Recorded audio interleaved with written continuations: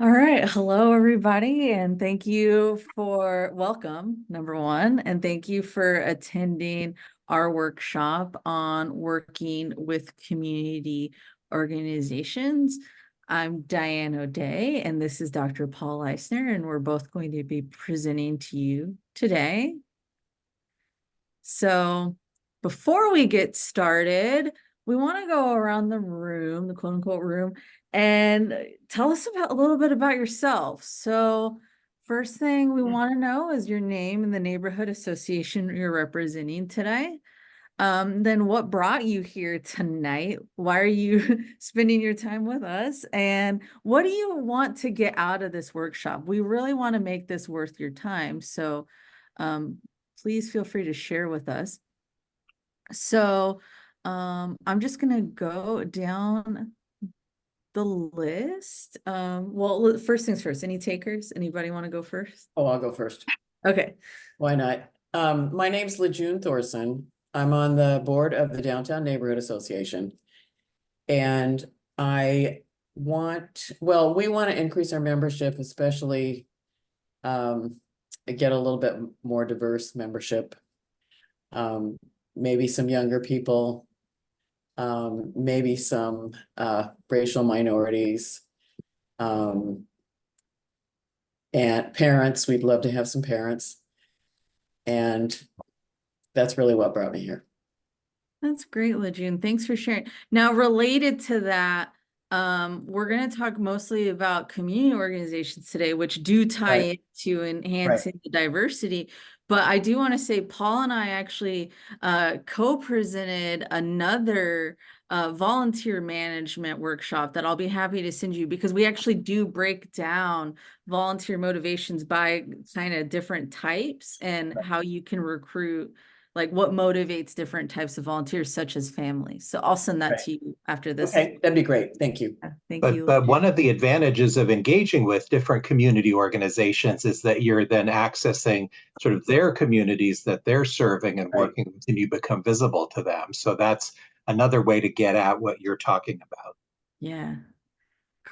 Main point is we have lots of resources for you, LeJune, and feel free to follow up with us. Okay. All right, who wants to go next? I'll go next. All right.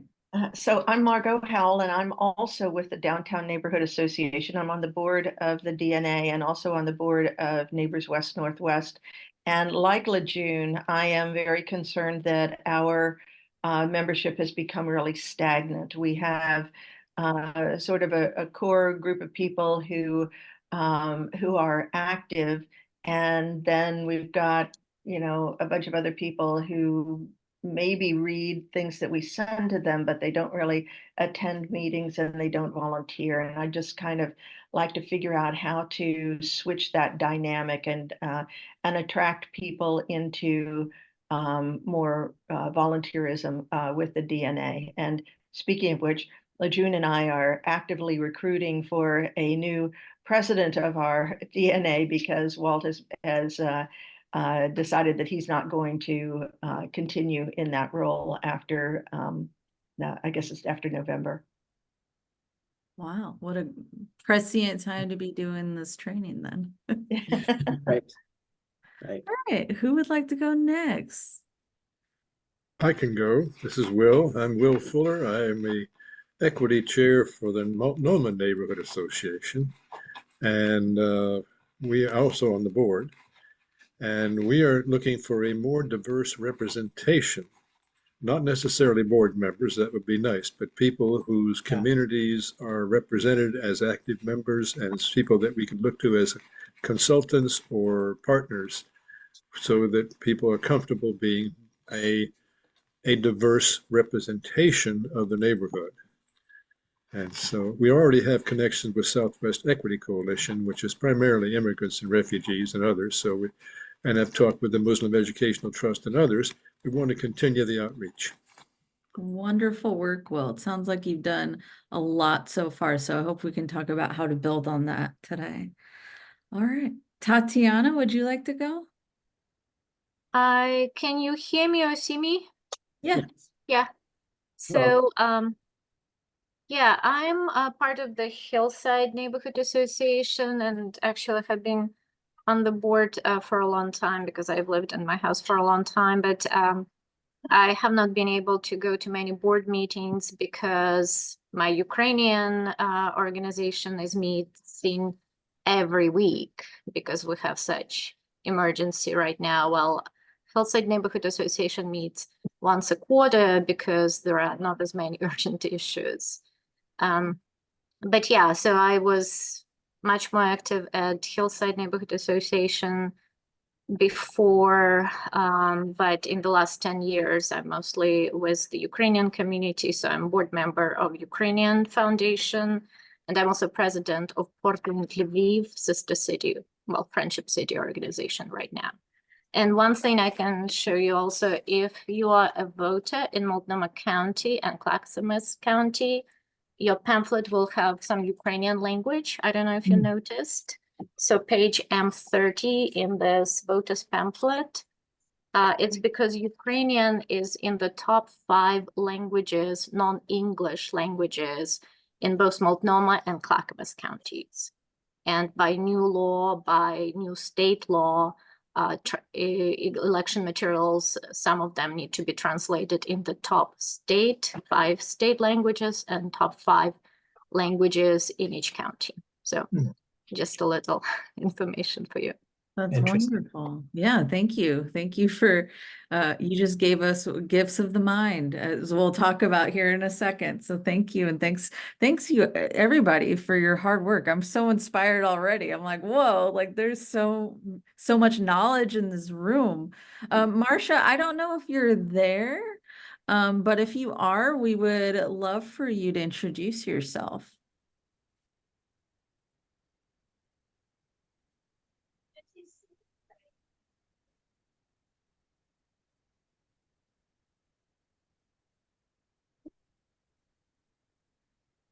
All right. Well, if Marcia comes in, we'll have Marcia introduce, give an introduction. But so you may be wondering, like, who's talking to you today?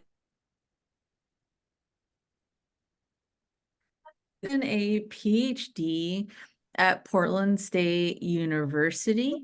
Paul actually is one of my committee members.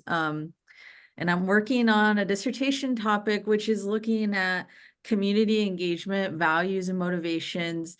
In specific, I'm looking at neighborhood association board member values and motivations. So essentially, what motivates people to join a neighborhood association board and what keeps them there. I'm also the social equity consultant for Neighbors West Northwest, and I also volunteer for Neighbors West Northwest regularly. So if you do, want to chat about social equity, feel free to get in contact with me after this. So yeah, just very, very brief overview of what I do. So Paul, tell us a little bit about yourself.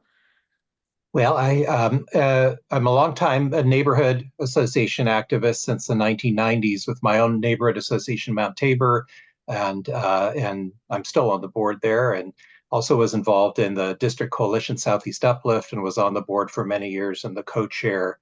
And then I did my PhD dissertation. I looked at the whole evolution of Portland's community and neighborhood engagement system from the sort of 1970s on. And it was just fascinating to see, what lessons have we learned, what's worked, not worked. So many issues come up over and over. So that was very interesting. And then I'm with Diane at PSU, the Center for Public Service. I do community engagement research sort of across Oregon and have connections with people doing this work around the world. And so I'm very interested in helping neighborhood associations. I do some consulting, so I'm helping a bunch of neighborhoods with bylaws stuff, strategic planning, and other things like that. So both Diane and I are researchers for you guys, and we're always interested in working with you all because that helps us learn what you're all doing and what's working and not working, and adds to our ability to help other neighborhoods. So I'm very grateful you guys are all here, and it's always a pleasure to work with Diane. Thank you, Paul. And absolutely, I echo Paul's sentiment. The reason why I'm doing my particular dissertation topic is because some of you just mentioned wanting to recruit more people and diversify your membership. And I think it's really important for, if you're doing this doctoral work, to actually make it worth something to the community. So that's because of you all is why I'm working on that, because I want to contribute to that. Oh, and I forgot to mention, I did work for 10 years for the city of Portland as the neighborhood program coordinator. So I worked with all the 95 neighborhoods and 7 district coalitions at that time. So I've seen the good, the bad, the ugly of the neighborhood system up close. So you've researched it and you've lived it, you Yep. volunteered with it, and you worked with them. Hit it from all angles. All right, so here's our agenda for today. So first off, we're going to start by talking about our approach. Then we're going to talk about why is it important to engage with community organizations. We're going to talk about how you can research community organizations in your area. Then we're going to talk about establishing and building relationships and trust. So what does that look like? What is continuing or collaborating with community organizations look like? And then what does it look like to sustain those connections and engagement once you've gotten connected with community organizations? And then we'll end with a comprehensive recap of what we just said. You will get these slides, so hopefully you'll be able to use these kind of as a nice guide moving forward. So first, Paul's going to tell you about our approach. So one of the sort of a My Zoom link powerful is failing. One of the powerful approaches to doing this kind of work was developed by Jody Kretzmann and John McKnight years ago in response to a bunch of federal programs that would go and identify blighted communities in the United States, for defining them by their deficiencies and what's wrong with them, and then trying to organize the community and help the community from that basis. They said every community has assets in it. And so instead of the negative approach, let's use a positive approach and identify what are the assets in every community, because every community has them. And so I think asset-based community development looks at individuals, organizations, and institutions. So not the deficiency mindset, but the asset-based mindset. And that's what we are encouraging you guys to consider. It sounds like many of you are doing this just organically already. But individuals in the community have different gifts to offer: gifts of the head, their knowledge and information; gifts of their hands, practical and technical skills; and gifts of the heart, a passion for a cause and listening skills. Again, by finding out, who are those individuals, what are those organizations, what are those institutions in your neighborhood, that's where you start to map out the civic infrastructure of your neighborhood and who you might want to reach out to and partner with to move this work forward.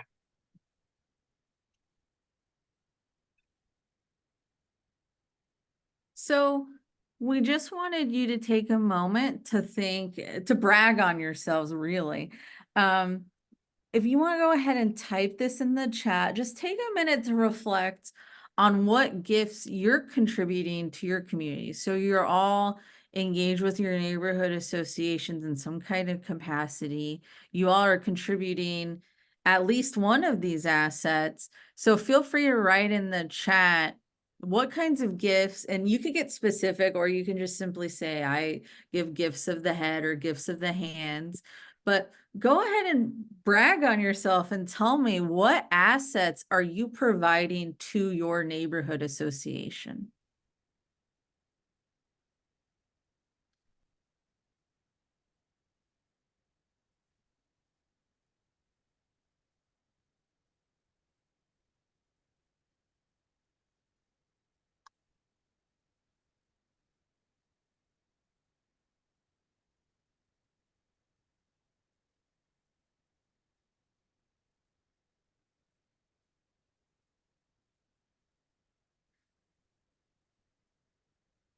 Tatiana gives gifts of the heart.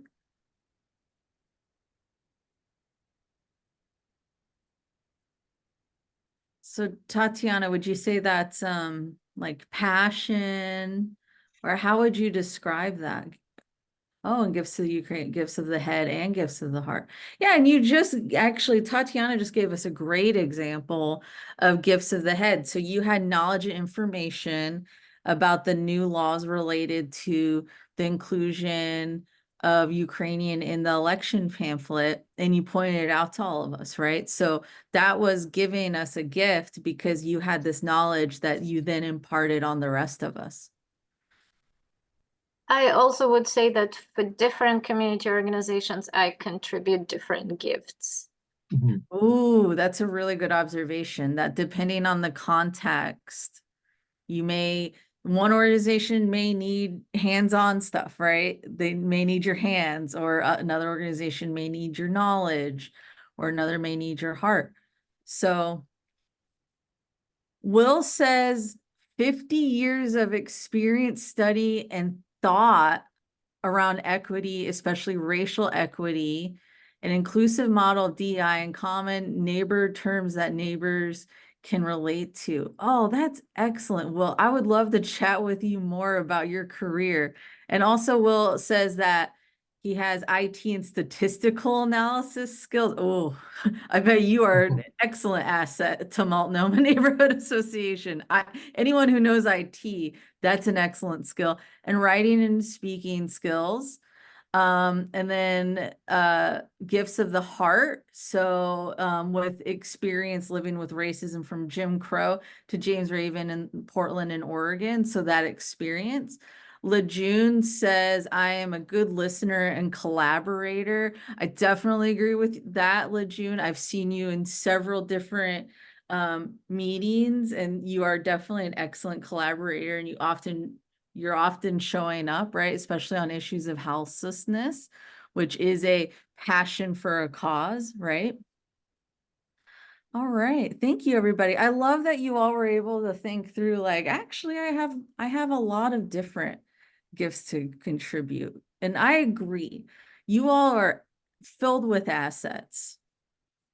And that's really important to remember, because when we get bogged down and we look at, oh, our membership's stagnant, think about all the assets in the room as well, because you have a lot of them and you have a lot internally to yourself as well. All right, let's move on. Okay, so why is it important to engage with community organizations? Few of you kind of hit on this earlier. You kind of see the connections behind why it's so important. But in essence, engaging with community organizations, it helps contribute to, it builds capacity to your organization. Oh, no worries, Margot, you're good. So there's a phrase in community organizing that says, nothing about us without us. So in other words, decisions should not be made about our communities without the communities being involved, right? So we should all have a role in the decision making and functioning of our communities. Like we just said, we all have assets to contribute. So community organizations are lovely conduits to other groups and other members of your community. So some communities can be culturally specific, which will get you directly connected with specific cultures. There's other organizations that can get you connected to, like a school can get you connected to youth. A nonprofit can get you connected to perhaps a certain group. A church can get you connected to a wide variety of folks, a faith organization. So there's power in connecting and tapping into existing networks and forming bonds across those organizations, because it adds capacity to it. It adds essentially mutual capacity to each other. So you can your neighborhood association volunteers, and we'll talk about this later, but your neighborhood association volunteers can add capacity to them, and their organization's members can add capacity to your neighborhood association. So there can be a gift exchange, if you will. And also it will help for coalition building, especially when it comes to different causes or advocacy. So there's a lot of good reasons why we should make an effort to engage with our communities, with our community organizations. So Paul, were you going to go over this map, or was I? Well, I guess I could say something about it. And I think this, just from my experience working with neighborhoods over the many years, I think the neighborhoods that are most successful are the ones that recognize that they're part of a fabric of neighborhood and community organizations within their neighborhood boundary. I think in the old days, when the neighborhood system first started, there weren't a lot of nonprofit organizations in Portland, and neighborhoods did lots of things, tool libraries, tree planting, economic development work, all sorts of things like that, where now there are lots of nonprofits that work with that, those different issues. And also the city's become much more diverse. So I encourage you all to recognize that your neighborhood association is one element in a fabric of sort of civic infrastructure in your community. And that's one of the things we want to encourage you to think about tonight, is what are those other groups that make up that fabric in your community, and how can you connect with them, like Diane said, and have the mutual benefit for you guys. But this is sort of the community assets map, sort of introduces you to the concept of, what are those other assets in your community, and how can you sort of map them out and then strategically decide who you want to connect with and pursue that. So. Thank you.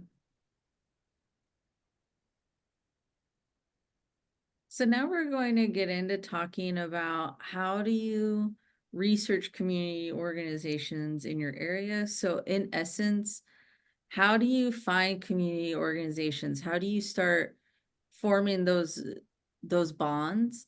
And so like basically we're going to look at this kind of step by step. So first step is having knowledge of who is in your neighborhood association boundaries or close by. And that starts by essentially doing your research on what community organizations already exist.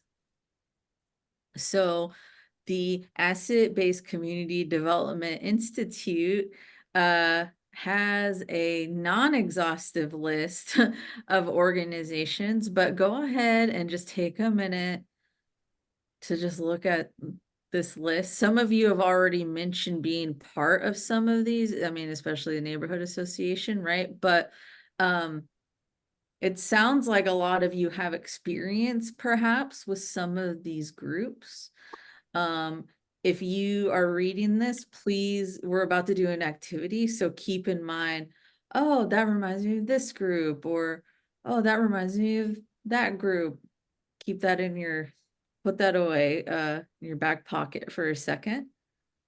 But yeah, there's all kinds of groups. So advisory committees, there's addiction prevention recovery groups, there's anti-crime groups, there's like you'll see a lot of these are kind of cause specific groups, right? So like environmental groups, or disability and special needs groups, or health advocacy. I know Lejeune through the homelessness group through the Downtown Neighborhood Association. There's mentoring groups, men's groups, veterans groups, women's groups, youth groups, there's schools. There's all kinds of different groups, and there can be a lot of overlap of these groups. So go ahead and tell me which of these, just broadly, go ahead and type in the chat, which of these do you already belong to? And you're not like tasked with belonging to all like 40 of these, but at the top of your head, which ones of these do you belong to? can we name ones that aren't here? Mhm. Sure. Absolutely. It's non-exhaustive. I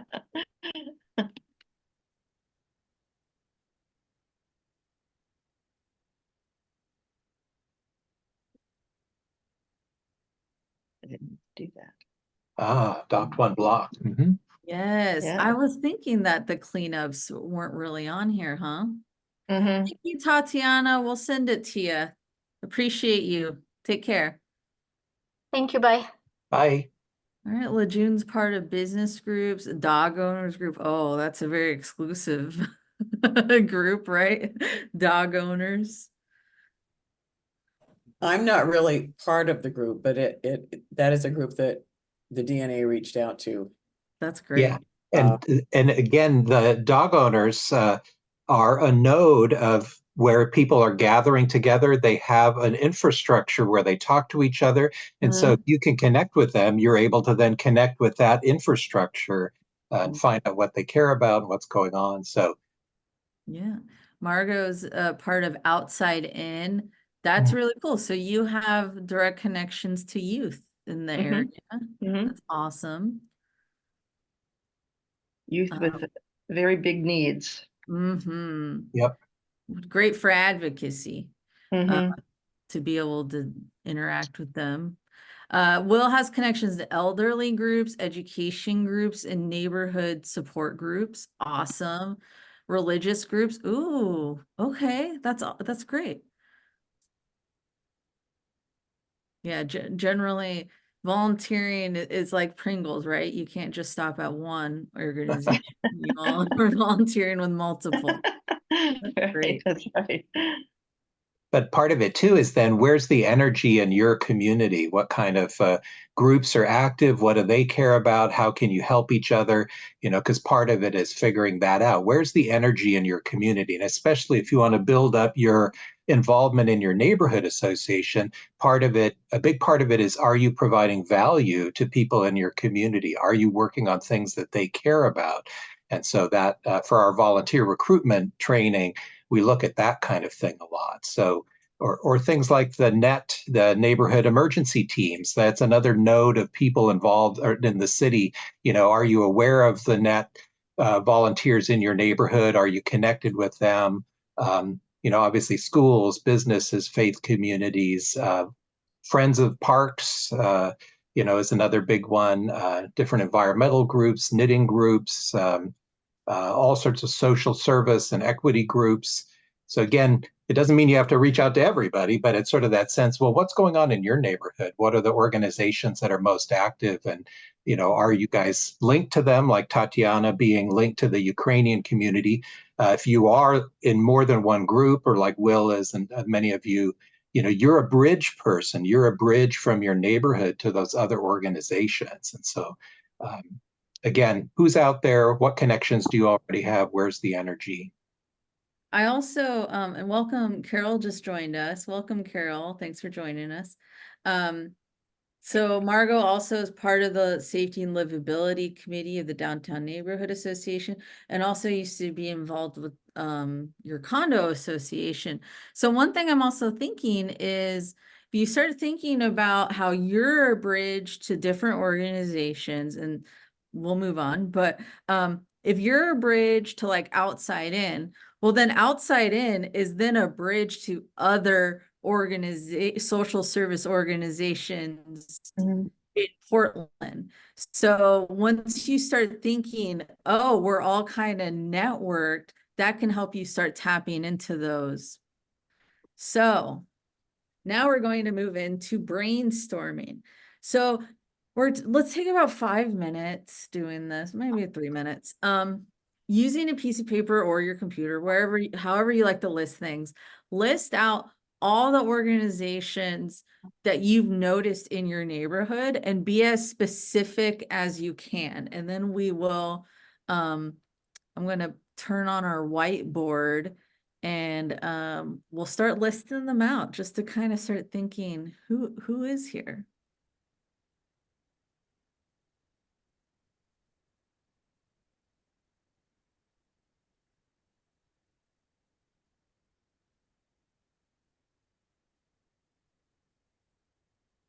Let me just paste this in the chat.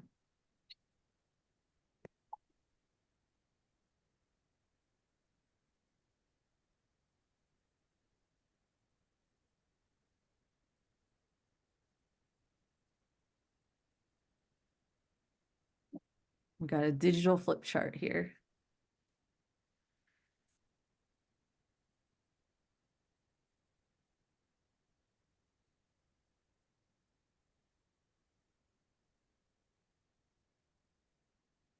So can people post their answers right onto the whiteboard?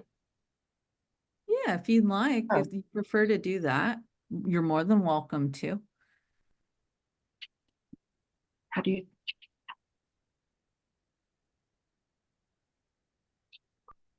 So I see Margot is on the board. How does she actually post a?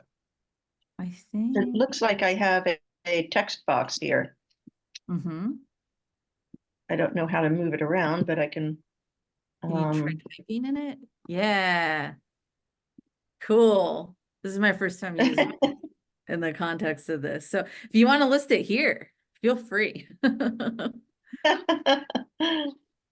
Do my job for me. I appreciate it. So I'll start Oh, listing mine. I see, Diane, you were going to post this stuff, but I think this is great if people could just put it right on Yeah, there. I think it's fun. Yeah. Yeah, I it's always fun try to to keep see. things. Yeah. But if you do just want to do a piece of paper, I can add it for you, you know, if you're more of a low tech kind of person. So the best way to write it down is if you click the T off to the side, that would give you a text box, or you could click the post-it note.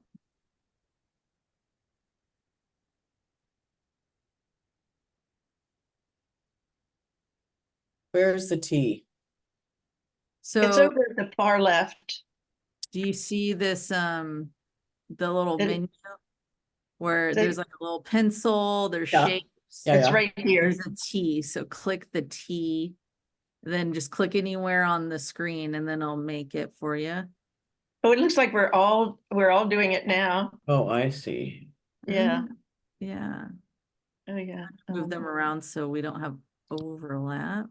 All right, I want to start listing mine. So, I'm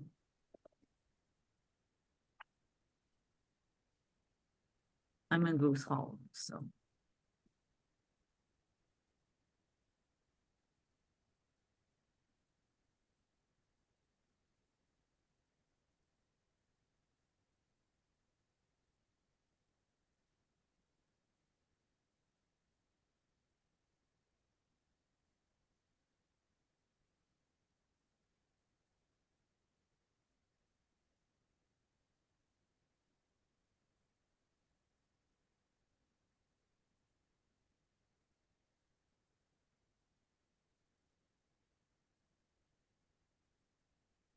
I don't know why mine is so large.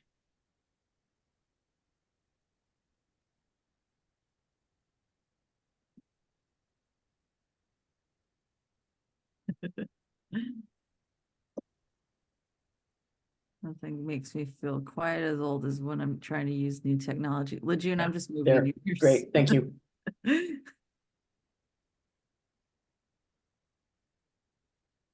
Yeah, I don't know how to move mine. Get it out of everybody's way. Here, I'm moving it over a little bit. Okay, good. Finally got a hang of it myself, so.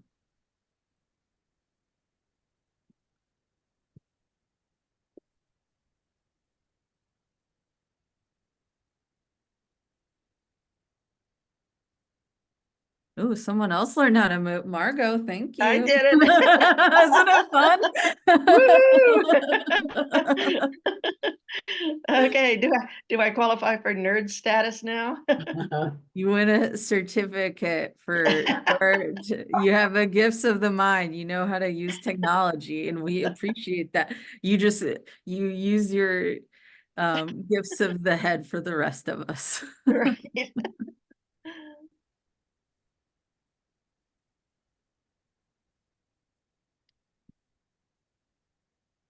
It's interesting to see all these different organizations are these bridges to, again, nodes in your neighborhoods of people already organizing and coming together and working on things important to them. And so bridging to those, like with NARA in the Native American community, what a wonderful connection there to be able to develop a relationship with them and sort of learn about their community and the people they work with and become part of that relationship. Yeah, they're just down the street on during the winter. I can see directly at their organization, but right now there's a beautiful tree in the way. So yeah, there's also I don't know the name of it, so we'll show how to research it, but there's an organization that also provides meals in that same space by where NARA is. And then to have the Multnomah Athletic Club there, that's sort of an interesting link into more affluent community members. And that's a whole nother world of It people. was that hand with money in that fabric that you showed us. Right. But also people with, all the gifts and skills and talents and, just like everybody else. It's sort of interesting to see, as you connect with all these different groups, what you learn about them and what they have to offer and what you have to offer them. Mm-hmm.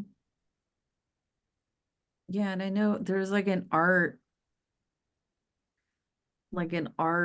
studio up the hill. I don't know the name of it, but the Goose Hollow Neighborhood Association was having their meetings there for a bit.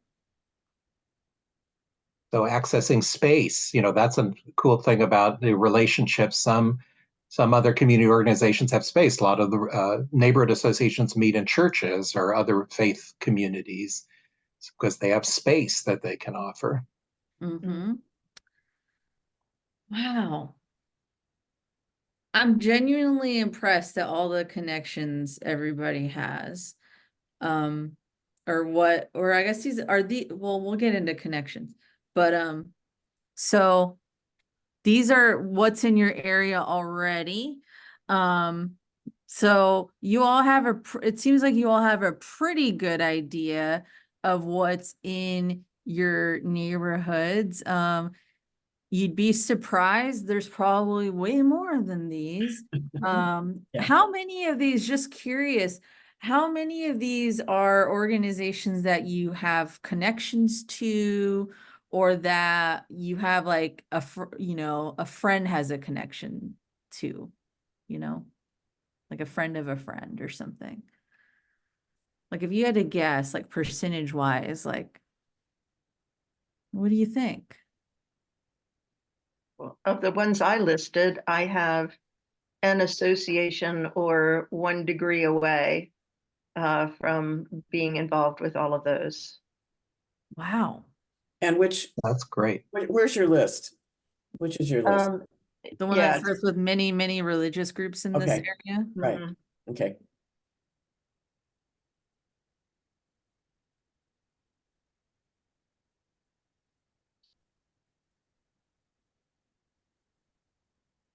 I'd say maybe half of the ones I listed, and some either direct connection or 1 away. That's incredible.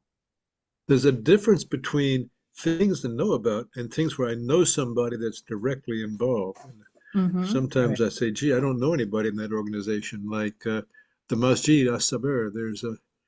That's the mosque up in West Portland Park.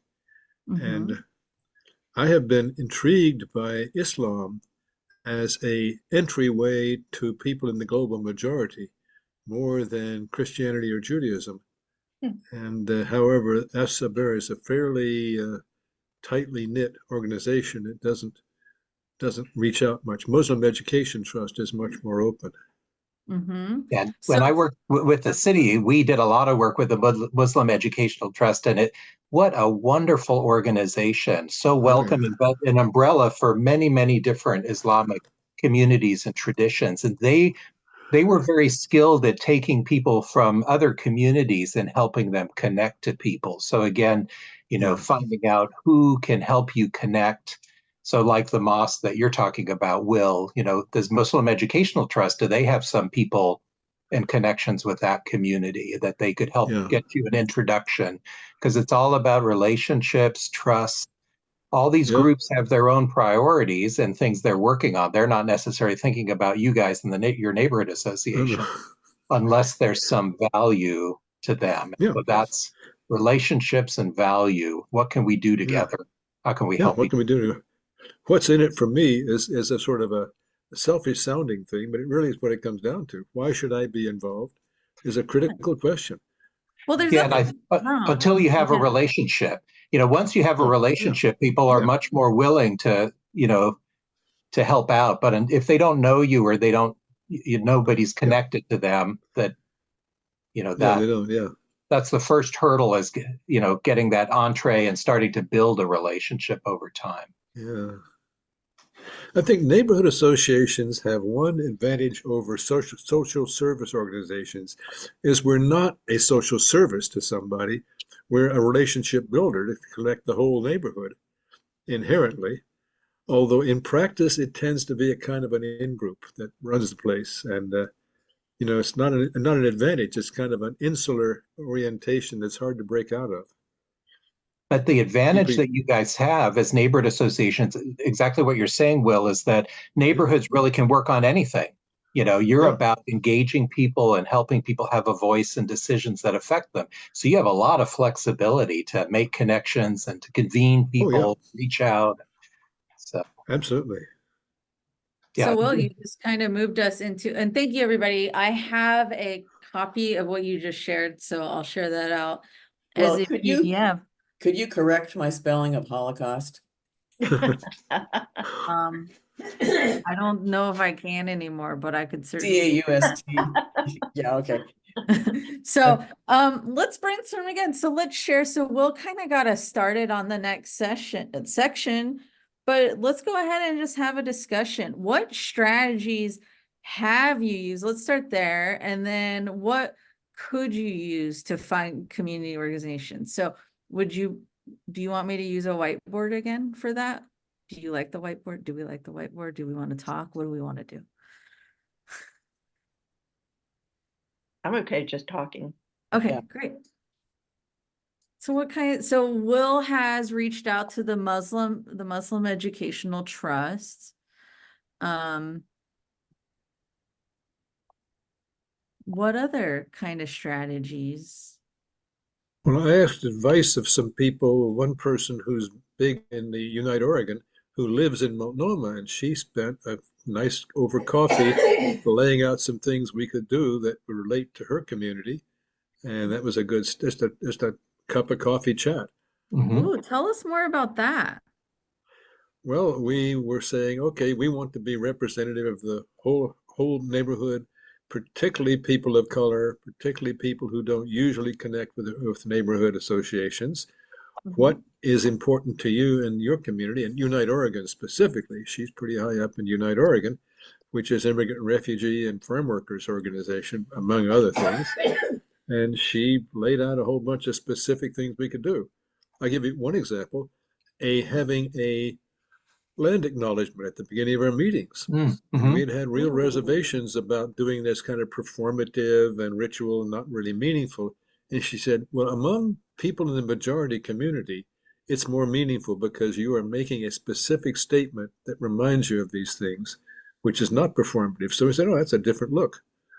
That sort of Wow. thing. Yeah, Well, and that's where other neighborhoods, like the Richmond Neighborhood Association, did a land acknowledgement and work with different Native groups about how to do that and how to have it not be just performative. And so they have their land acknowledgement on their website, but then they also say, here, concrete things we all need to be doing to make this meaningful. And so, again, accessing different resources. But again, that you found out that actually was symbolically showed respect and awareness that was meaningful to the person that you were talking to.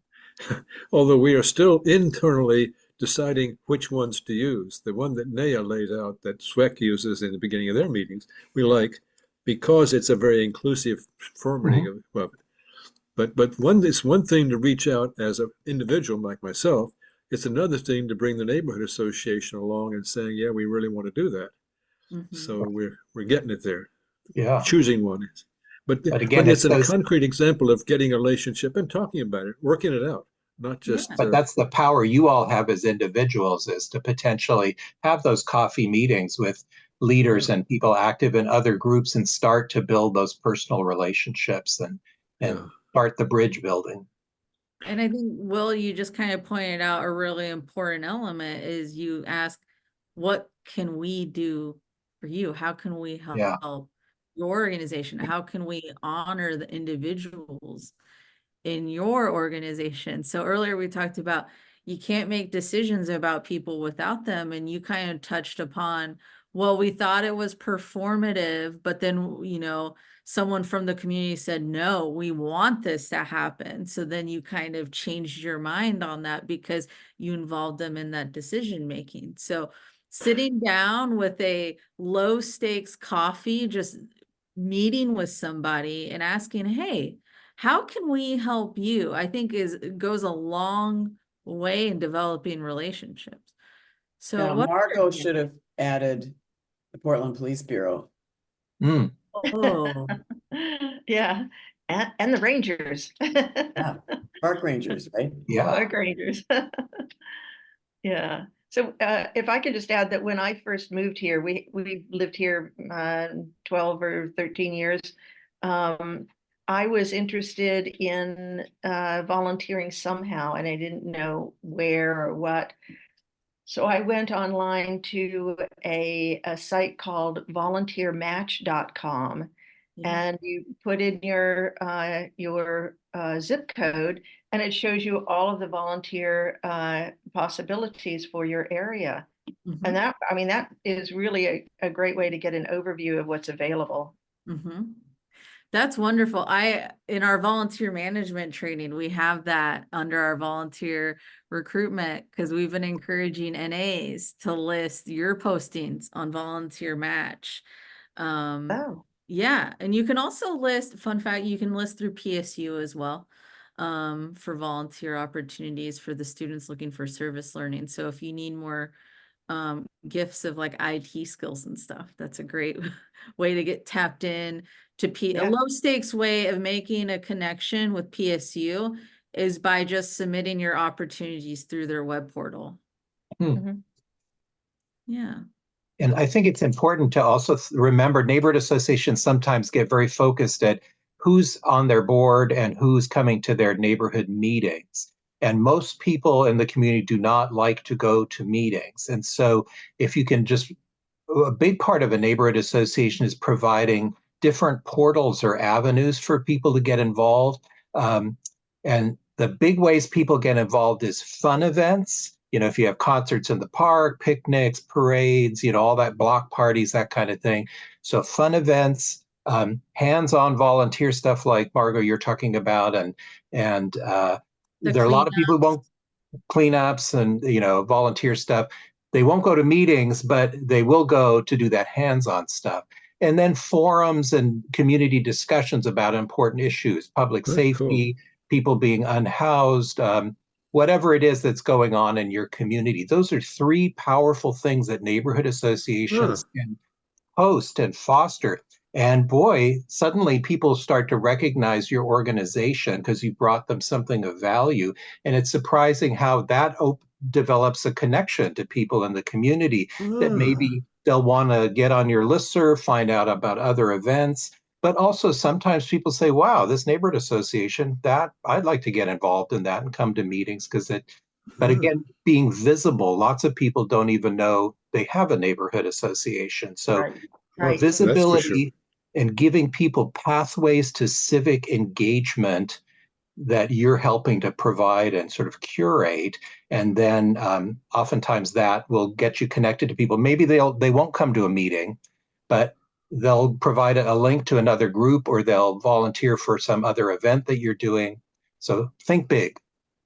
I'm glad to hear that. It validates what we have. A couple of people who are really dynamic in what we call our community events committee. And if you go on our website, there's all these events that are going on.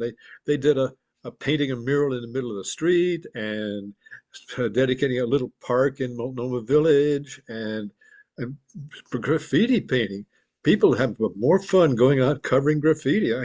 That's what they're doing. I can't take credit for it. I have this Yeah. idea of talking about equity, which really can turn people off pretty quick. And certainly going to meetings is not everybody's favorite activity. So I'm glad to hear that validating those activities. Yeah, again, it's providing value in your community, things that where people have energy and are interested in. And I think Diane covers a lot of that in the volunteer recruitment. It's don't try to force people to serve on your board as your immediate goal. That can happen later once you've had a relationship and they see value in the organization. So think big. It's funny because we had somebody who is on their board and they were like, well, how do I get more people on the board? And we were like, well, you start with events and stuff. And that person kept going, well, I don't know how that happens. And I went, okay, so how did you get involved in your board? Well, I went to one event and then I don't know what happened. Somehow now I'm secretary for the board. And I was like, there you go. The gateway. That's how yeah. that happens. I have an organization, not a neighborhood association, but a schools support group called CPPS, Community and Parents for Public Schools, has been dormant for years. And we had we didn't want to close it down, and a couple of people said, well, we want to do something about welcoming people to kindergarten in schools. So they started that activity. Somebody else did a trip to Salem and started activities. And from zero, we got 40 new members within a space of a month. Wonderful. That's a great idea. But again, Well, people had an interest in energy, and you guys helped create a vehicle or have a vehicle for them to actually pursue Yeah. that. They helped to do it. We had the structure and they took off from it. So, When- oh, go ahead. Oh, I was just going to say that when a houseless group, a pod, opened up at the edge of the downtown footprint, we put together gift baskets for the residents there. This was Oh, the that's Queer neat. Affinity Village on Nato Parkway. Uh-huh. And we gathered up donations and turned them into gift cards, and we literally bought little baskets and put rainbow socks and things like that in the gift baskets and gave them to the residents who initially moved in. They loved it. Right. What a wonderful example of that human connection too. And I know like years ago, the Overlook neighborhood, there was the Hazelnut Grove encampment that was in their neighborhood. And initially there was a lot of tension, but then they started working together a little better. One of the residents from the encampment got on the Overlook board. They started seeing each other. How can we help each other? How can we're all part of the same community. Or like Dignity Village has a board representative from Dignity Village is on the Central Northeast Neighbors District Coalition Board. And so that's helped people on the District Coalition Board learn about Dignity Village. And plus it's created this relationship where they have mutual aid and support and awareness. So it's exciting to make connections across these organizational boundaries. Mm-hmm. So we just have some ideas for you all. So one idea, so Margot, you mentioned that you looked up your zip code in Volunteer Match to see what's available. The state of Oregon also has a database of all the nonprofits in your zip code. So I'm just putting in my zip code. So First United Methodist Church, I hear their bells on Sunday. It's one of the most lovely things. There's a lot of faith organizations in my area. There's AAA, the Oregon Association of Naturopathic Medicine. I mean, some of the utility of some of these may be a little bit lower, but oh my gosh, I have Boy Scouts of America in my neighborhood. They can provide gifts of the hands for sure, because they can help with cleanups, or they can help with graffiti cleaning, right? So there's all kinds of, this is one way to do your online research. Another way to do online research is you can go to, so this is just Google Maps. So I'll just do it again, maps.google.com. And if you type in, I'm just going to type in Goose Hollow because that's where I live. you can type that in and do essentially an online audit of your area. So you can zoom in. Ooh, and you can start seeing what's in my area. And so one thing you can do is you can Goose Hollow schools. You type schools, and then it'll just show you, you see all these red. These are all the different schools in my area. I'll just skip over because I know there's some folks from downtown. So if you go to downtown and I type schools, so then I can see all the schools in downtown Portland. So both public and private, then that's good. Yeah, exactly. Excellent. That's And St. Mary's. nonprofit organizations.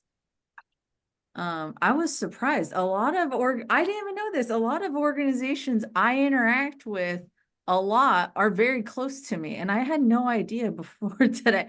So you have the Civics Learning Project, which is an organization that works in K through 12 on teaching children about democracy and civic learning. But you have all these different nonprofits and foundations nearby. There's Solve, which some of you may be familiar with, the Youth Volunteer Corps of Portland. So youth volunteers. So there's all kinds of ways that you can, and like, let me see, churches. Let me just type in churches. There's all kinds of ways you can just do a quick scan of your neighborhood, or you can go walk around too. The Social Equity Toolkit tells you how to do a community audit and audit for assets in your community. But there's all kinds of ways you can just do some quick online research just to get a general idea. So say you don't have connections to these organizations yet. What you could do is kind of start making a list and then maybe bring it to an NA board meeting and say, okay, which of these organizations do we want to prioritize? And does anybody have connections to these organizations?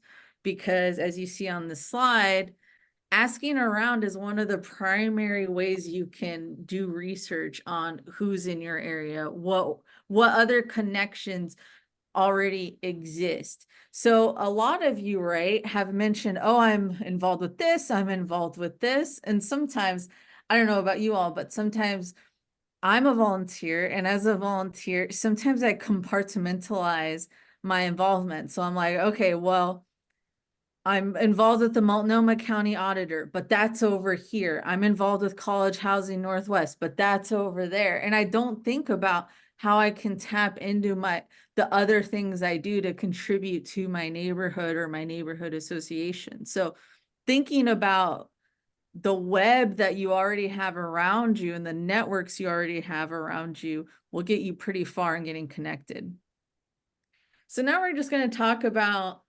Well, Diane, I think we also discussed earlier, that people shouldn't stress out. You don't need to connect with every single organization in your neighborhood. Yeah. The point of the mapping exercise is not to overwhelm you with feelings like you need to be connected to everyone, but just to over time build up that sense of who's in your neighborhood, and then where are there connections, energy, shared projects potentially that you can work on. But first you need to know who's there.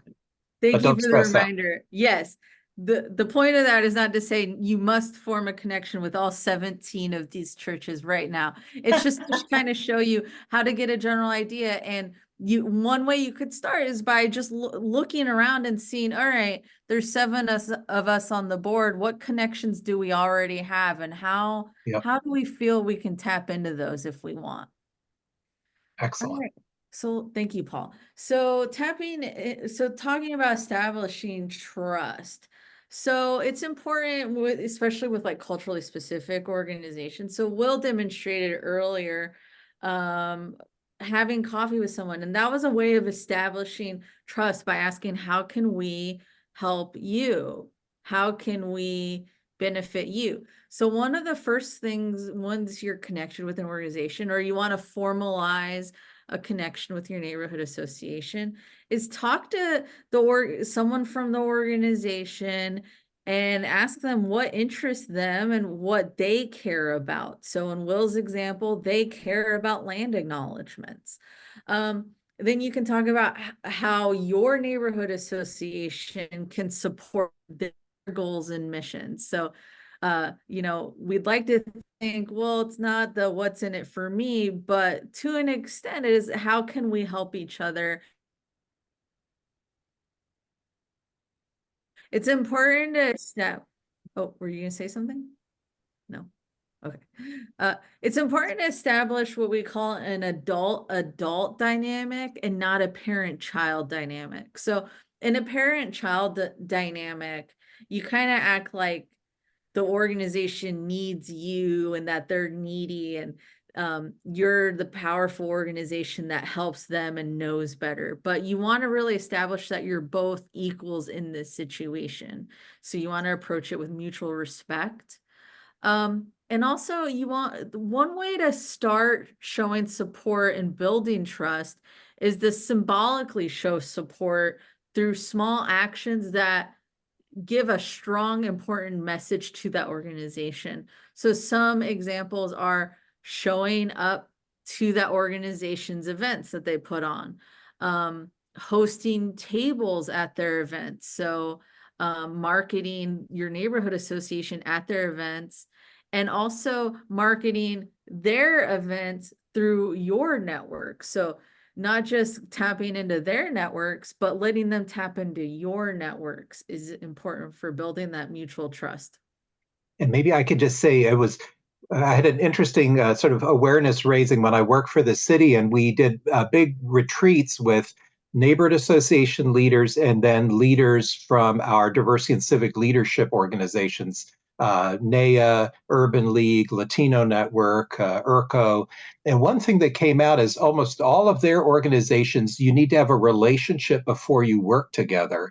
Lots of the neighborhood leaders had a more Western linear approach and said, well, let's find a project we can work on together, and that will then we'll build the relationship by working on a project together. So I think it's important to recognize the importance of building the trust and relationships, and Diane's talked about that investing some time in doing that, and again, showing respect, definitely research their website so you understand what information's there, so you can be sort of culturally literate and culturally aware as you're interacting with groups. People really read that in all of us. Are we open? Are we listening? Are we doing the adult-adult? We're partners. We're not, a dominant group in the neighborhood. So relationships are important. So now we're going to move into collaboration. So what does collaboration look like? So you need to establish trust. So we really want to emphasize establishing trust before you get into this stage. It's important to avoid partnerships that are performative, so not meaningful, or that tokenize the group that you're working with. So just using them for an extra diversity number in your group.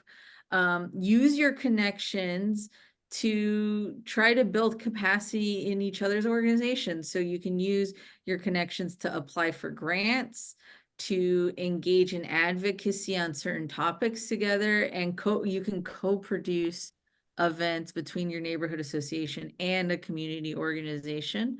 And it's important to continuously ask yourself, how can my neighborhood association provide value to this organization? So then we're going to get into sustaining connections and involvement. So, I mean, we kind of already did this a little bit, but tell us a little bit about your relationships with community organizations and what's working and what hasn't worked. We'll just spend a couple minutes on this one. Well, I'll say that one thing that has not worked for me is to get any kind of synergy going with there are many churches in the South Park blocks, and I've met with all of them, and it's almost like they consider themselves to be a community in and of themselves, and Mhm. not really part of the community that I live in. You know, the people I meet with, the pastor, you know, whoever works at the church, my strong sense is that the end of the day, they get in their car and they drive somewhere else. They live somewhere else. And so they don't have um, uh, the same focus on the community outside of their walls, outside of their membership.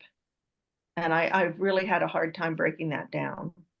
Yeah, and I think that's again, we're looking for the energy. Like in our neighborhood, we've got really close relationships with the Mount Tabor Seventh-day Adventist Church and the Mount Tabor Presbyterian Church. The Methodist Church is not interested, just like you're saying, sort of in engaging with us, but the other two really are. So we do all sorts of stuff with them, and they help us and we help them. And so I guess, again, part of it is looking who's got energy and might want to engage with you. Mhm. And Because how if do you you help force them? people, well, with like the Seventh-day Adventist Church, we participate in their community fun day that they do every year. I was a speaker. They did a speaker series on how to engage in civic life in the community. Mhm. We are doing a neighborhood history project with them because a whole bunch of their congregation were born across the street in the Adventist hospital. And so we're doing that together as sort of helping them document their history, but they're also helping us document the neighborhood history. The Presbyterian Church really wants to engage more people and get more people involved with their church. So they're hosting, all these community events. But they came and the pastor and a bunch of volunteers volunteered at our big neighborhood cleanup a couple of weeks ago. We help Mm. publicize each other's events. But Mhm.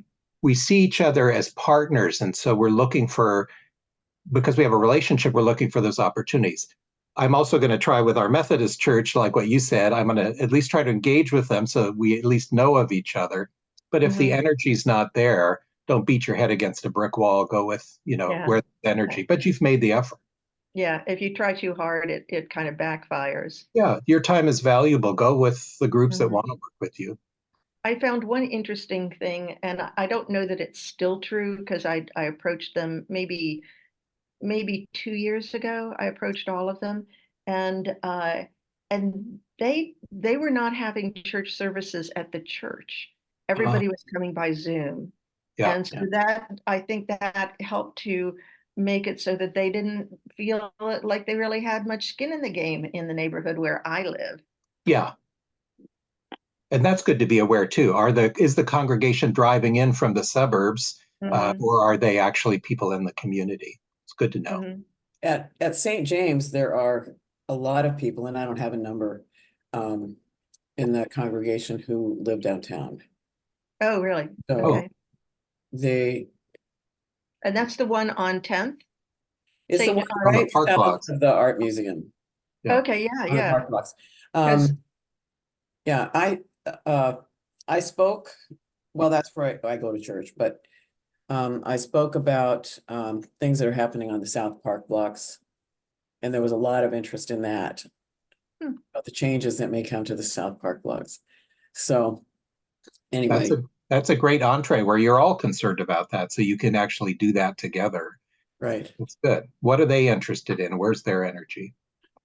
And there's also like different causes, right? That you can get faith organizations in particular involved in. So you don't have to have them involved in all of your ongoings, but if you find like a niche cause that they also care about, that's how you can get them involved. So the Downtown Neighborhood Association Houseless and Homelessness team Right.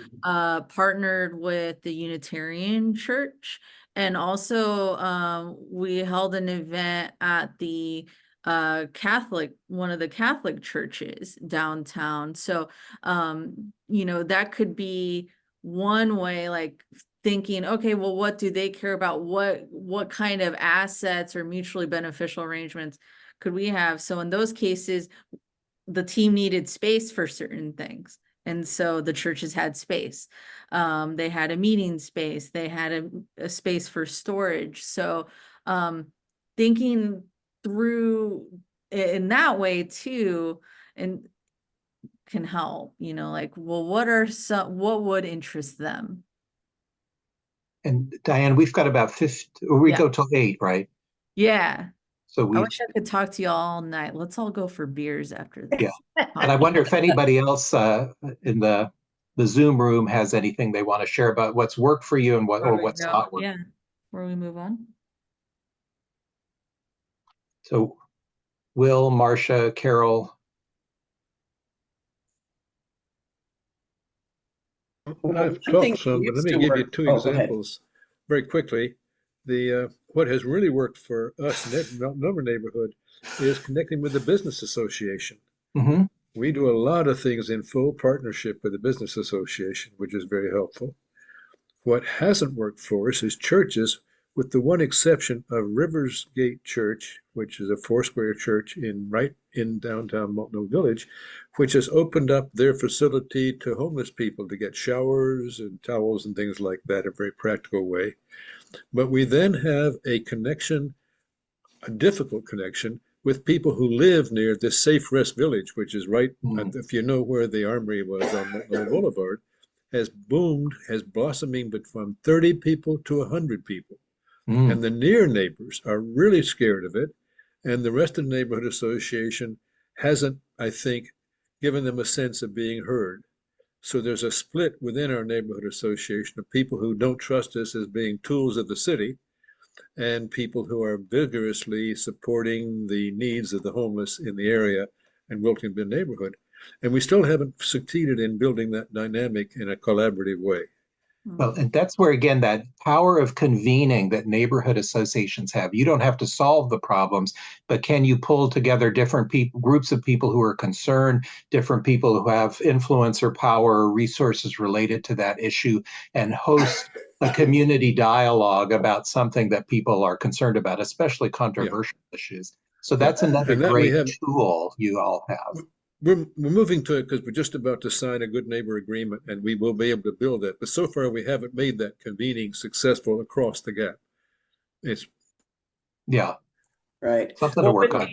with the village that Margot was talking about, we have a stakeholders group and we meet periodically. We've been meeting once a month. We're going to go to less frequent meetings, but so the stakeholders group came together, like Margot said, before the village even came, before the residents even came, before it was even built. And we've had an ongoing communication, even though they've changed some of their leadership and, all kinds of things changed, but the stakeholders group has not changed. Anyway, Yeah. that's been really helpful. But the way that village came in was probably a better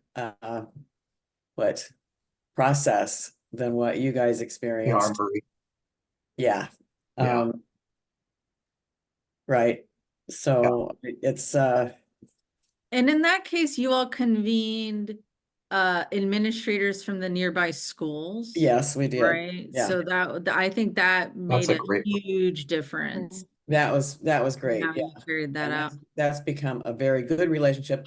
And it's just nobody even knows, there's no problems. There's just no problems. So nothing's That's ever great. reported as a Put the work problem. in. That's working. So, Yeah. so Hi, thanks, Lana. Lejeune. I see that Carol has surfaced and there you are. Carol, did you have any thoughts of stuff that's worked for you or not worked well? One thing that hasn't worked well is doing nothing. And expecting things to come to you as opposed to outreach, right? But one thing that has worked is building a relationship with the neighborhood net team. Good. That is a widespread interest. And that relationship has blossomed and continues to this day. One thing we've done is just distributed like literature to all the new people. I don't know how, I hope it's legal. Somebody got gets a list every year of all the new turnover in the homes in the neighborhood. Yeah. And so literature drops, but it's good to do that because you get to talk to people if they're in their yard. But it's not something that's like repeated, like, how political campaigns, they say 6 or 8 times you have to make a contact. Well, one literature drop doesn't seem to do much. It hasn't brought in a lot of people, but it, I guess, enhances just the existence of the neighborhood association. Yeah, and if you can get people to sign up, if you have an email distribution list or a newsletter list or something, there's Google groups in your neighborhood that people Right. use just to get the word out and let people know you're there, and periodically reach out, do a survey of the community. What do people care about? What do you like about our neighborhood? What would you like to change? Things like that can also catalyze. And every Right, but- time. Oh, Yeah, it's some, either repeated efforts or continued efforts and sometimes that's hard, Yeah. Mhm. And every time you have a fun event, keep track. If you had people register for the event, use those emails again to keep contact with them, or have a sign up sheet when they're at the event to get names. Little things like that go a long way. So I'm gonna just pull up the presentation again. Some of this would be it would be a recap, so I trust you can read it on your own. You all are very smart. I prefer that we have this conversation instead. Hold on one second. I did this. I will never get used to Zoom. Never in my life will I get used to Zoom. Yes, you will, and then it'll change. And then Yeah, that's no one will Zoom, and they'll be like, we moved on. We moved back to Skype, and you're gonna be like, okay, well, that's great. Ooh, shoot. What? Oh, I'm So sorry. I could go through this really quickly. Yeah, so sustaining connections, continue to show up. Okay. Take time to gather feedback, continue to show mutual respect and appreciation. Your connection shouldn't end when an event does. I think we can all agree on that. And I think that came up a lot in your stories that you were sharing. All right. Go for it, Paul. Yeah, and so this is sort of a recap of a bunch of the things we've all talked about tonight. Why engage community organizations? You tap into a greater range and diversity of people in your neighborhood, build cooperative relationships with other community leaders, help with your communications, you getting your word out through their networks, them getting their word out through your networks, accessing volunteers and people with skills from their communities to advance things you want to work on as well, and you doing the same for them.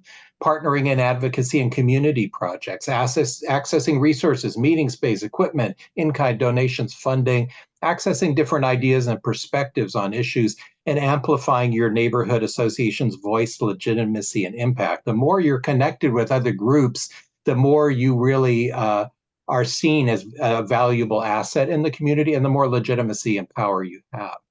So important principles involving the right people, seeking out well-respected and influential community leaders, showing respect for other organizations, culture, time, and resources, building trust, investing time and effort to build long-term relationships, recognizing that community organizations have their own mission and priorities. You need to respect that. They're not here to serve you. How can you help each other? Looking for those opportunities for mutual aid. What can your neighborhood association bring to their organization and community?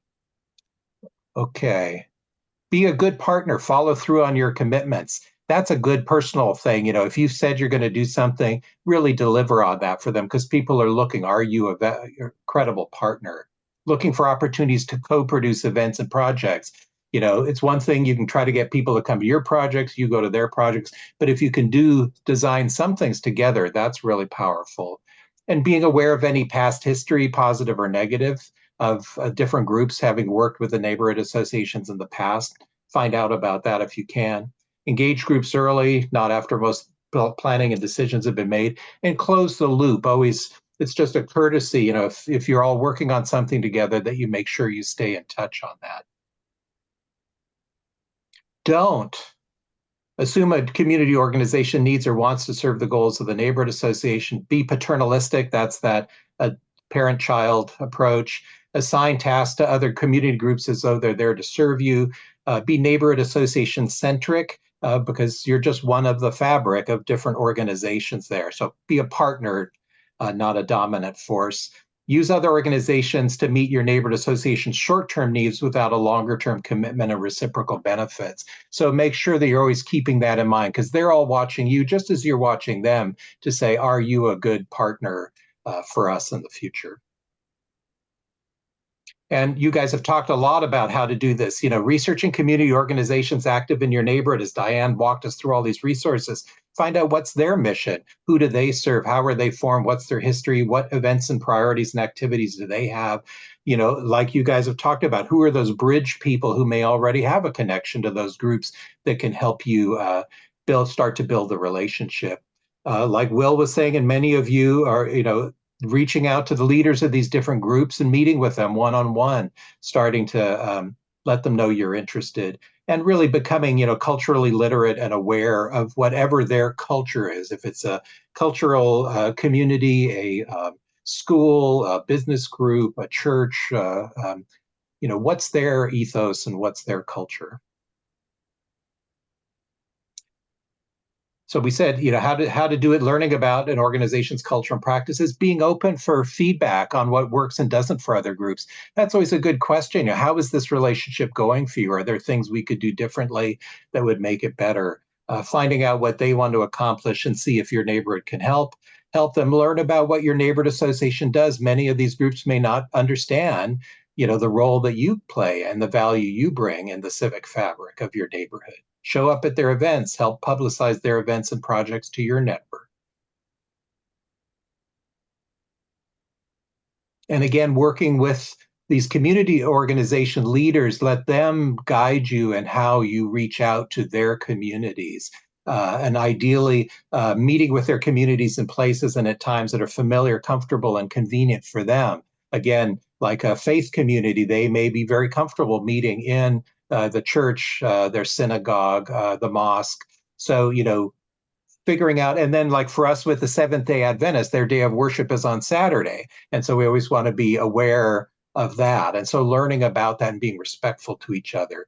If you need help with interpretation, transportation, childcare, there are resources the city has and others, to try to help provide that. Because a lot of times for a big community meeting, having those things available is really important. And then saying thank you over and over, showing your gratitude and appreciation. The more you can do that, people really, really appreciate that, whether they're volunteers or partners with other organizations. Is that it? Yeah. So we have some resources for you to review on your own. A lot of this info comes from the ABCD Institute, so we've linked that. We also have some guidance on engaging faith communities that Paul found. I've also linked the social equity toolkit that I developed for Neighbors West Northwest.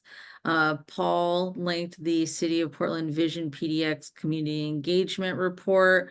And if I can just say that report was the best. It was done under Mayor Potter, where there was this wonderful engagement with all these different communities across Portland in the visioning process.